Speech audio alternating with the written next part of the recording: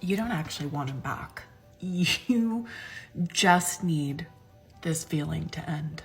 She says she doesn't want him back. She just wants the pain to stop. Translation: she wanted the divorce, but she wasn't prepared for crash landing. You chose the exit, but now you're realizing the streets are cold and the silence is deafening. You don't miss him. You miss the stability he provided while you were busy, finding yourself. When we end a relationship with someone, sometimes it takes a while for our body to get the memo. And if something happened in your relationship and it ended without explanation for what happened, without someone taking accountability for what happened, without the apology maybe that you wanted and needed and deserved, your body clocks that. And it doesn't feel safe. She's waiting for accountability and an explanation. Here's the truth. The man you left doesn't owe you a closing speech. He moved on quietly while you were filming your Freedom era. You feel unsafe because you traded a single committed investor for an anonymous market that doesn't care about your trauma backstory. The safety you lost was a home you called a cage. And it doesn't feel safe for so long. I once heard it referred to as grief without the funeral. And I think that that's a pretty accurate statement. Grief without a funeral. That's just a fancy way of saying you regret the decision, but can't admit it to the camera. You buried the marriage, but you're still standing at the grave waiting for him to beg you to come back. He didn't show up to the funeral, ma'am. He's already at a different party where he's actually appreciated. Told you, stay sharp. Why would I leave my husband that financially takes care of me? I get to be a stay-at-home mom. It's not physically abusive. We do have good days. And he loves me and my daughter. Gentlemen, listen to her confession. He paid the bills, he loved the kids, and he was never abusive. She just described a single committed investor who gave her everything. But in the modern world, being a stay-at-home mom with a provider isn't enough anymore. She's bored, and she's looking for a reason to burn down the house that he built. That's what I would always think about. But ultimately, I decided to leave because I was very lonely and I didn't have the quality of life and relationship and family dynamic at home. And it started to kind of feel really toxic. I mean, it always was emotionally toxic. And it brought out the worst parts of me. Here comes a clinical shield. Toxic. She was lonely in a house she didn't have to pay for. Notice how she blames him for her own emotions. She calls it emotional toxicity because she needs a villain to justify her exit.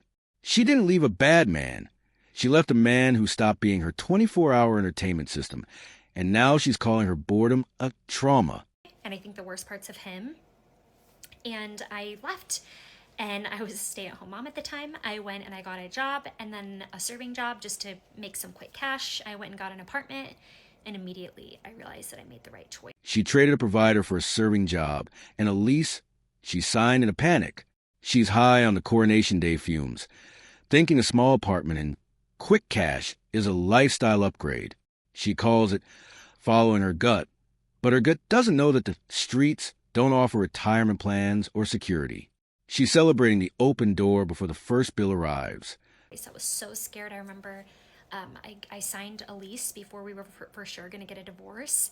And I remember thinking, oh my gosh, what if we work things out? How are we going to pay for both of these? And I followed my gut and it worked out. And, you know, I'll say even if we would have worked out our marriage, it would have been worth having to pay for two places at once because it wasn't working how it was going. It was either we get a divorce or we separate and we rebuild a whole new marriage. And we ended up getting a divorce. It's exactly what I wanted, exactly what I needed, and not a day that I look back that I regretted it. But when I tell you, when I would stay up at night thinking, I love him, how could I ever leave him? He's the love of my life. I did it. And it's like really sad and weird to say, but I really fell out of love with him so fast because when I left, I realized like, this is not love. This is very toxic. And yes, we would have good days. but it just was not safe for me, for my nervous system. It was very, very dysregulating. She said it wasn't safe for her nervous system. Video to transcript. That's the 2026 code for I wanted to do whatever I want without accountability.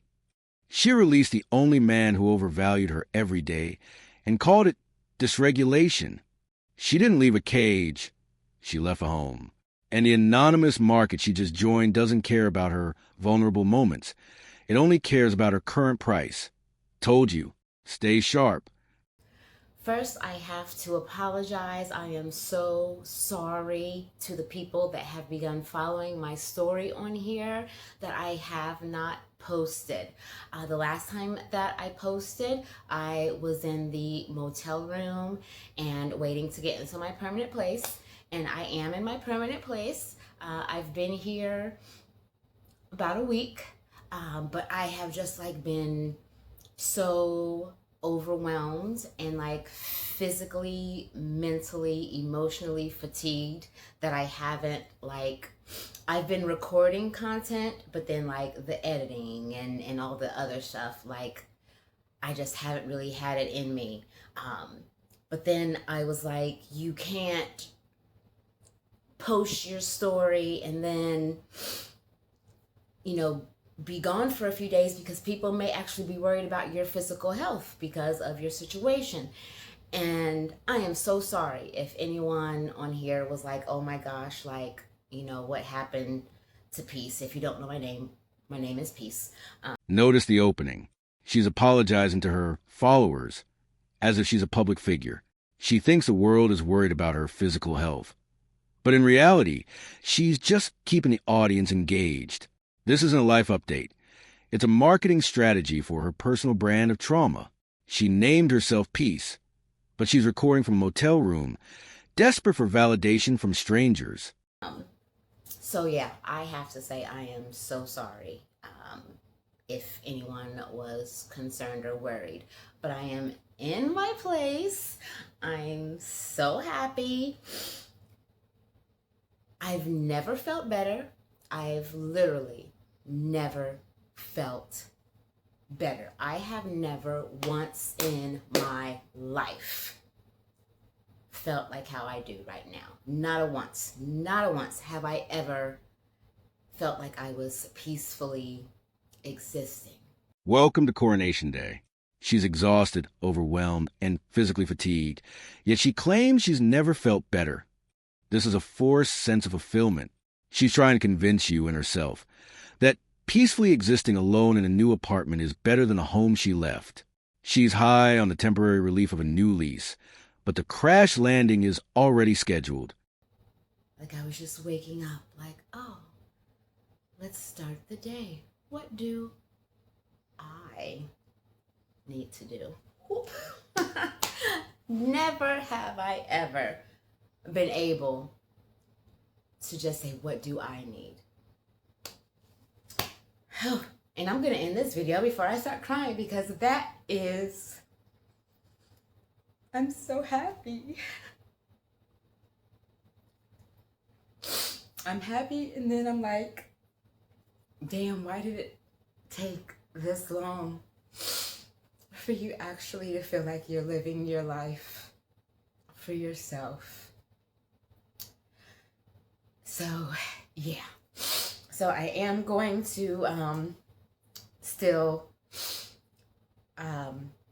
get through like my other content so I can like show you guys the very exhausting process of getting all of my shit out of storage to the 3rd floor of my new place, but I didn't want anyone over me, so I was just like, girl, you're gonna have buns of steel. She's carrying her life to a 3rd floor apartment alone and calling it buns of steel. In the real world, we call that not having a man to help you. She dismissed her night, and now she's realizing that choosing yourself means doing all the heavy lifting. Literally, she traded a single committed investor who would have handled the move for a TikTok audience that only wants to watch her struggle. We're going to be living on the 3rd floor. We are still going to post that, but I just wanted to hurry up and put this on here because I was like, oh my gosh, somebody, might be worried. So there's that. I know this probably won't get a whole lot of views or anything like that, but for the people that are actually concerned and that care, you're gonna see it. And that's who this shit is for. So thank you. I love you. Again, sorry if I had you concerned, but I am effing awesome right now. And yeah, I will see you later in more videos. He then decided to choose his family. We're en route. I'm driving. I'm on the interstate, and he says, "Fine. I'm gonna cut it off with her. I'm gonna stop. I choose my family." And I pulled off. I listened to him. He deleted his social medias right there in that parking lot. He deleted his apps in the parking lot, and she thinks she won. But look at the situation. They're on the way to a vacation. This isn't a choice. It's a negotiation. He's given her a social media trophy just to get through the week without a scene. He's not choosing her. He's just choosing the path of least resistance. And we go home, and in the pit of my stomach, I knew that nothing was going to be different. We were trying to hold it together. Our son had graduated, and we had this big trip planned to Key West. And I think that was one of the reasons, probably the only reason, honestly, that he chose to cut it off with her and choose his family, was to get through that trip. The Key West trip was the only thing holding the roof up. They went home and acted like nothing happened. But the walls knew the truth. This is what we call performing a marriage. She was trying to force a single committed investor to keep his funds in a failing account while he was already mentally packed for the exit. And we go back home like nothing had happened, kind of. But everybody in these four walls knew what had happened. And it was just not okay. And that's one of the regrets I have, is continuing and begging and pleading and not just saying no, I'm done. Then I should have said it then. I shouldn't have asked for him to choose me. I should have never had to ask that. That's the place I made a mistake, begging to be chosen. She says her mistake was begging to be chosen. She's right. Once you have to ask a man to choose you, the valuation is already zero. You're standing at the gate, begging the knight to stay, not realizing the horse already left. You can't negotiate desire, and you definitely can't beg for loyalty. She released his heart years ago, and now she's just fighting over the paperwork. She spent years pleading for a man to see her worth, while he was already looking for the door. She called it a trip to Key West. The market calls it crash landing. She thought she could script his apology, but he had already finished the book. If you can see through the nervous system excuses, hit subscribe. Join the brotherhood and let's talk in the comments. Is she Gucci, or is she just crashing out? Stay sharp.